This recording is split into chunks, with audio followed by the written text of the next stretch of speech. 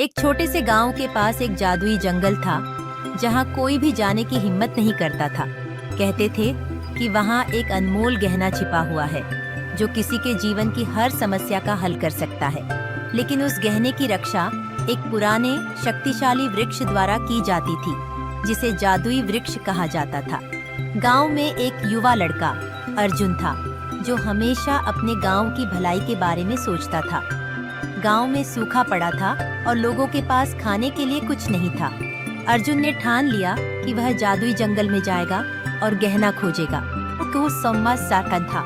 एक सुबह अर्जुन ने जंगल की ओर कदम बढ़ाए। जैसे ही वह जादुई वृक्ष के पास पहुंचा, उसने देखा कि वृक्ष की शाखाएं उसे देखकर हिलने लगीं। अर्जुन ने हिम्मत जुटाई और वृक्ष से कहा, मैं अपने गांव के लिए गहना खोजने आया हूँ, क्या आप मेरी मदद करेंगे?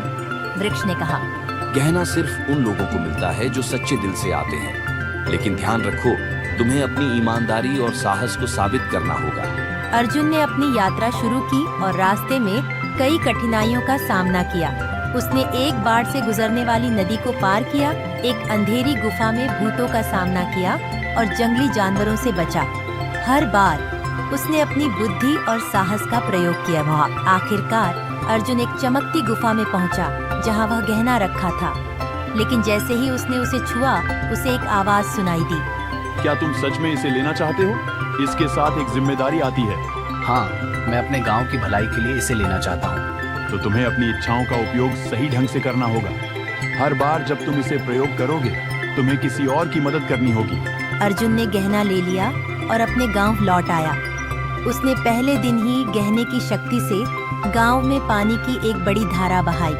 गांव वाले हैरान रह गए और उनकी आंखों में खुशी के आंसू थे। हर बार जब अर्जुन ने गहने का उपयोग किया, उसने यह सुनिश्चित किया कि वह गांव के लोगों की मदद करे। धीरे धीरे गांव प्रॉस्पर करने लगा। लोग मिलकर काम करने लगे और एक दूसरे की मदद करने लगे। नैतिक सच्ची जादुई शक्ति हमेशा एकता और एक दूसरे की भलाई में होती है। जब हम अपने लाभ के लिए नहीं बल्कि दूसरों की मदद के लिए सोचते हैं, तभी हम सच में महान बनते हैं।